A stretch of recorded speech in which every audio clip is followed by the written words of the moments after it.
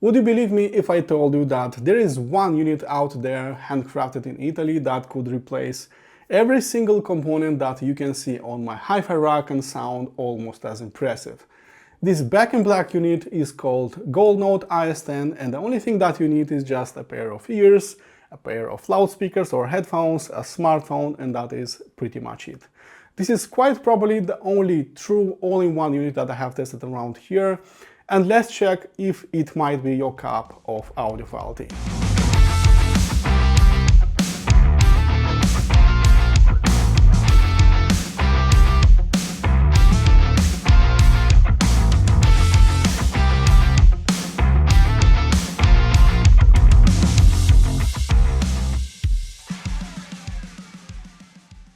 I feel like I need to explain every feature because, in my opinion, it's too good to be true. So first of all, this is a wired and a wireless streamer, and if Roon is your jam, then this one is Roon ready certified, and you can use this one as a Roon endpoint. It can also work as an offline music server if you use that USB Type-A on its back and you use an external flash drive. It can work as a high-performance DAC as well, and also as a 100 watts per channel in 4 ohms integrated amplifier. It's also a very powerful headphone amplifier that can drive pretty much anything, including high-impedance dynamic headphones and low-sensitivity planar magnetic headphones, but more about that in a minute. You can control this one with the GN Control app that is available for both iOS and Android devices, which is bug-free, which is very stable, and if Tidal Connect or, God forbid, Spotify Connect are something that you use on a daily basis, then this little fellow got you fully covered. Build quality-wise, this is basically the same DS10 Plus with some additional outputs on its back. You can have this one in black, in silver, or in gold, naturally, with matte finishes. Gold Note makes everything in-house, that is very important, starting with PCB design, cases, hi-fi accessories, turntables, speakers, and this one is really no different. This one is handcrafted in the heart of Tuscany. Even though the IS-10 is part of their entry-level series, not a single bolt or screw was left to chance. My review sample came in black, and after a careful inspection, I started seeing those small details that can make a major impact on the final experience. Front and center on the faceplate, you'll find the essential on-off button disguised as a volume wheel. There's a vibrant display in the middle and a 1/4-inch headphone jack. Flip it around and IS-10 reveals a treasure of digital inputs, including Ethernet, USB Type-A, coaxial, and a duo of optical ports.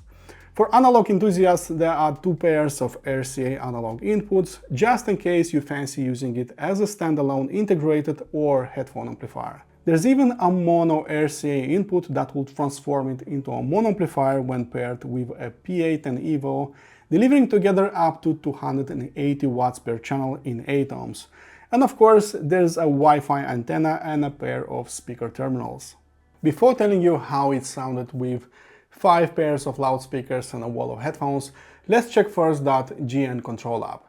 It currently supports Deezer, Tidal, Qobuz, Spotify and VTuner Internet Radio, as well as Dropbox and OneDrive cloud services from which you can play your music. While Apple Music is not yet supported, you may always use Apple's AirPlay if that's your preference. I prefer to use Qobuz and Tidal, and in my opinion Qobuz sounds superior to any other streaming service. While this isn't the original Tidal or Qobuz app, the overall experience is actually very similar. You have the usual suspects, including your saved playlists, favorites, and purchases. The favorites tab is broken down into albums, tracks, and artists, and this is where I hang out most of the time.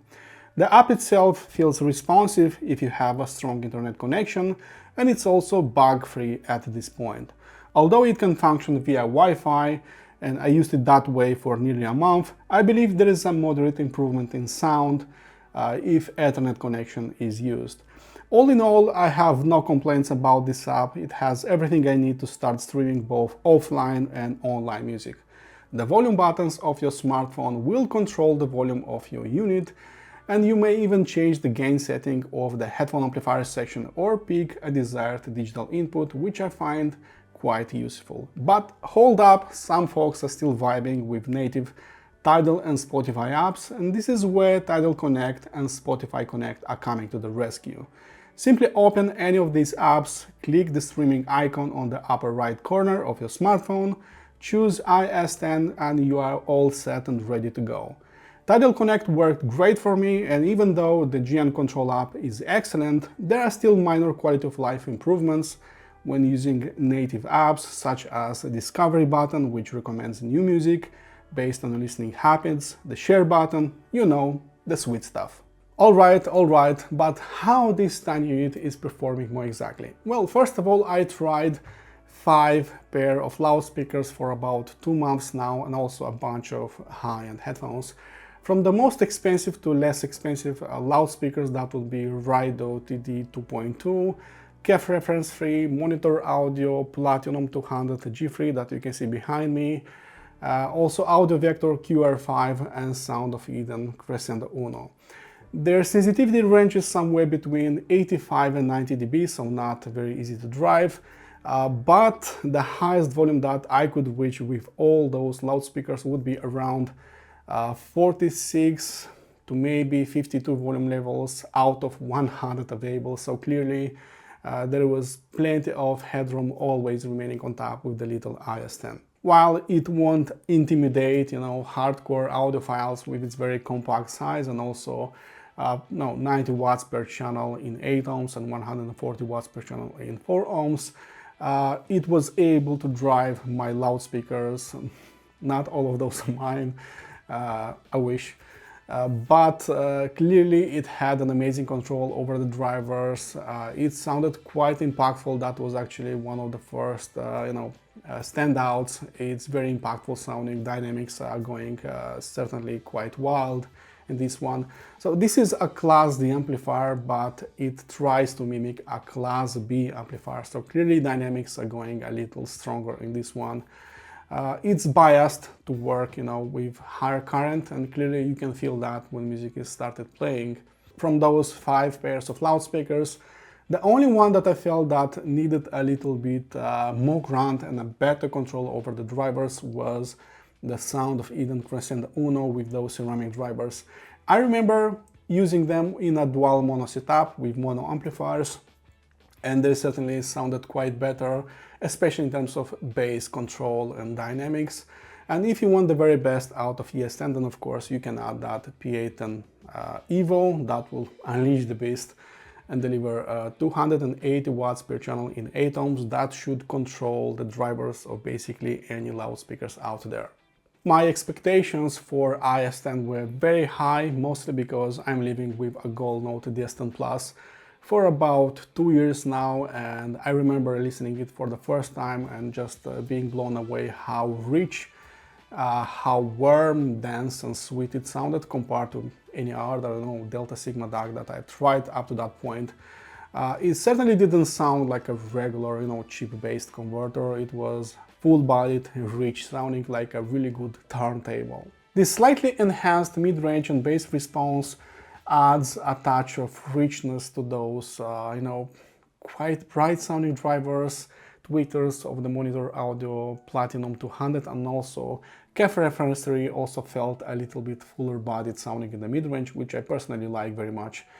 I do believe that all these 5 loudspeakers that I chose, those are quite linear, very honest sounding, very transparent sounding, very resolving sounding, but they need just a touch of warmth and a little bit of sweetness, and this is where Gold Note DS10 Plus and IS-10 are coming to the rescue. If you remember my recent Eversolo DMP-A6 review, where I called it quite lush and rich sounding and quite transparent, well, just imagine that IS-10 is even lusher sounding, even richer sounding. It's fuller bodied in a way, but it's not as resolving and it's not as transparent sounding like DMP-A8. So it wins the lushness game. It's not as impressive in terms of resolution and transparency, but it definitely wins the feature set game because it has also a headphone amplifier section and a powerful integrated amplifier section. Despite these differences, IS-10 and DMP-A8 are more alike than different, especially in terms of sound quality. They both deliver that lush, relaxed, smoothed out experience that you can listen for hours and hours. And the only serious difference actually lies only in their feature set, where IS-10 is winning massively, driving both headphones and loudspeakers. If you are wondering how it fares as a headphone amplifier driving both high impedance dynamic headphones and also low sensitivity planar headphones, first of all, I need to confess that I'm a 50-50 HiFi geek and also stereo head. For me, both setups are very important, and I will always have a stereo setup and also a HiFi battle station. For that, I'm very sure. I cherish both, I understand both, and I'm both. That is for sure. So, first of all, this is a flat, this is an apartment. I cannot listen to heavy metal or electronic tunes with my loudspeakers, and this is where my headphones are coming into play. Plus, I have a kid running around, I have a wife that sometimes yells at me when heavy stuff is playing. So clearly I need to use my headphones with all that dopamine-inducing music. And this is where everything is happening actually in my office. This is where I'm writing my reviews and so on and so forth. So first of all, you should know that the IS-10 Plus has a very powerful headphone amplifier section providing 5 watts per channel in 32 ohms. And that was driving pretty much all my headphones except for one stubborn black sheep, and that was HiFi Susvara, of course. I was arriving at around 90 out of 100 steps available, so clearly it was struggling to drive the HiFi Susvaras fully. It was not just about headroom and power, but also about dynamics. It wasn't bad, but it was not really amazing with HiFi Susvara. Now, the IS-10 is a very different beast. It has a much more powerful buffer stage, and the wall headphone amplifier section is being driven by 9 volts and not by 5 volts. That was the case with the IS-10 Plus. What that means, it can fully drive all my headphones, including that HiFi Susvara, at around 70, maybe 75 out of 100 steps available. So I have more headroom, I have more power. Finally, I have a much better control over the drivers. The bass is right now punchier and more alive sounding. So clearly it can drive fully all my headphones, no problem. In my case, it drove my Sennheiser HD800S, Keneton Rogner, Meze Audio Elite, RZH Charybdis, RZH Phobos, and of course a bunch of HiFi headphones like Audivina, Ananda Nano, Aria Stealth, Aria Organic, and of course the mighty Susvara. While this fellow won't win the resolution game versus an Eversolo DMP A6, DMP A8, it will certainly win the tonality game, sounding lusher, richer, and just more powerful in terms of dynamics. However, IS-10 knows a game so well that I feel comparisons are no longer needed, and that is the soundstage and imaging department. I'll be honest with you, IS-10 didn't sound bigger compared to my own setup, which is considerably costlier. It consumes a lot more power and just, there are 5 boxes literally. But it sounded definitely bigger compared to Eversolo DMP A6, connected to a tapping LA90 discrete integrated amplifier, which provided pretty much the same power output. The sound was simply bigger in a way. There was more music all around. There was more air in between the notes that were circling all around me, something that didn't happen so impressive on the LA90 that was kind of flat sounding, almost 2.5D sounding in a way. IS-10 was definitely more holographic sounding, more 3D sounding, that impressed me actually with its layering, with its note separation, with its soundstage, something that didn't happen so impressively on that LA90 discrete used with the Eversolo DMP A6. Maybe resolution isn't really the best, but in terms of three-dimensionality, how big it is, it definitely sounds nicer compared to a DAC and streamer made in Asia. It definitely tries to envelop you fully sound-wise and choose the focus points of the music. In terms of transients and dynamics, again, maybe this is not the most, transparent and technical sounding unit out there, but it will be surely revving up nicely when the music is asking for it. Fast-paced music never felt sluggish or out of control, and the shifts in dynamics were happening faster than a speeding Ferrari on a highway. So dynamics and transients as a whole won't really pose a problem for the little IS-10. However, I felt that The absolute control of the drivers was not really the case always, especially with that sound of either Crescendo Uno loudspeakers that have stiff ceramic drivers. I tried them with dual mono amplifiers and they certainly sounded better, and I do believe that IS-10 together with P8 and Evo will sound nicer with them, although I don't have that P8 and Evo to tell you for sure. But with harder to drive loudspeakers, with lower sensitivity loudspeakers, I feel that IS-10 together with P8 and Plus would sound nicer. I didn't feel a lack of cojones, coliones, balls, call it as you want, a lack of grunt and power. However, I do believe that some extra horsepower will surely tighten up the sound, and this is where P8 and Evo should give you a really nice helping hand, especially with low sensitivity speakers that demand slightly more current delivery. So overall, dynamics and transients are actually quite impressive on this one, but control of the drivers could be improved down the road when used with demanding loads. Moving on to frequency response, the bass is full-bodied, it's punchy and alive, it's very physical sounding, and it sounded great not only with stand-floor loudspeakers but with bookshelves as well. Quantity-wise, I definitely don't want more bass than what's already available on IS-10. It's very potent and very powerful in this regard. It's a little bit elevated, but I personally like that, especially considering that we're dealing with a small case and it's so powerful. It's a little bit unusual, but it's really cool. In terms of bass quality, it's there. It's not really amazing, but you can improve it, especially if you use that Ethernet connection instead of Wi-Fi. And if you want to further improve it, its cleanness and also its layering, you can add a really nice Ethernet switch that will make the bass clearer, more layered, that is for sure. That happened with free switches I've tried, and all the time I felt that it was improving the bass more than anything else. Their DS10 Plus that I've been using for about 2 years was very impressive in the mid-range. Clearly the most impressive part in the frequency range was the mid-range with the DS10 Plus. So I do believe that AKM silicon with that velvet sound technology, with some Italian mumbo jumbo, made everything just full-bodied, rich, sweet sounding, and so smooth and easygoing. I could listen to hours and hours of music on that DS10 Plus, and that's exactly what I was expecting with ES10, and clearly I've got exactly the same mid-range, although it's not exactly 100% as refined that it was the case with DS10 Plus with that PSU10 Evo. If I'm removing that PS10 Evo, then the mid-range is more or less the same on both units, so clearly IS-10 is also full-bodied, rich, and very sweet sounding in the mid-range. That's the words that I can say over and over again, because clearly they do mid-range very well. I find it meatier sounding and richer sounding compared to Eversolo DMPA6, and I don't need an hour or maybe a day to appreciate or to feel the difference. It's really immediate. There is simply a more lifelike experience on the IS-10 compared to Eversolo DMPA6. And the mid-range is definitely, again, the most powerful trait of the IS-10 in terms of frequency response. The ribbon tweeters of the Monitor Audio Platinum 200 are very powerful in the treble, also CAF reference free, and Sound of Eden Crescendo Uno, amazing treble performance.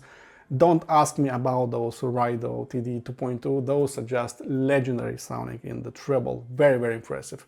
All these loudspeakers have an outstanding treble delivery, but these, the Monitor Audio Platinum, they have a slightly hotter treble delivery. They definitely push the treble energy a little bit forward.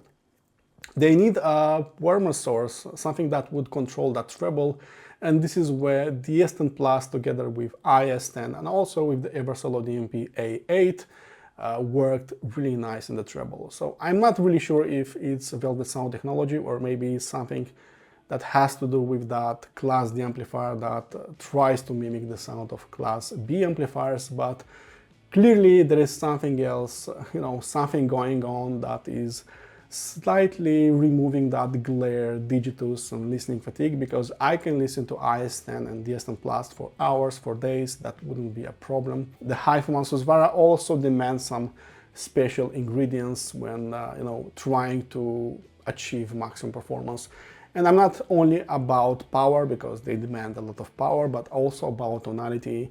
You need to find that, perfect spot to unleash maximum performance. And I do believe that IS-10 is doing justice to HiFi Susvara, not only in terms of dynamics, but also in terms of tonality, bass, mid-range, and treble.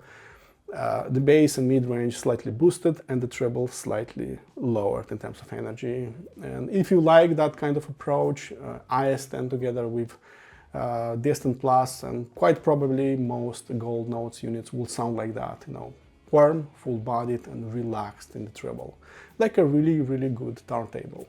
Wrapping up, can a single unit replace a dedicated streamer, a Roon endpoint, a DAC, a headphone amplifier, and also an integrated amplifier? Absolutely, it can. That GN Control app has every feature that a music lover could possibly desire. And of course, if you don't like third-party apps, you can always go with that Tidal Connect or Spotify Connect, and of course with Apple's AirPlay for complete package. In the end, was this a perfect unit? It wasn't in the first days of use. It was quite buggy actually.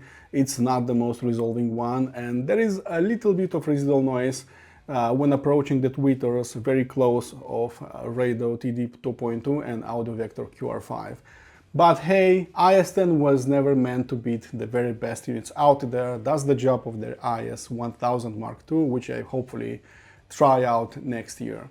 The Wi-Fi acceptance factor is going through the roof with this one. We have just one single box that does everything, and also this is as future-fi as it can get, so it just easily won my Product of the Year award. So congrats Gold Note, it was fully justified. If you want to know more about it, then please check out the written review that I left below. It contains about 3 times the information of this video. Also, this is my last video for 2023, and I wanted to finish with something worthy to be placed under a Christmas tree. As Christmas approaches, I want to thank you all for viewing, for reading, for sharing, for following. It means a lot to me. Wishing you a Merry Christmas and a Happy New Year. And I'm not ready to reveal everything for the next year, but the best is yet to come.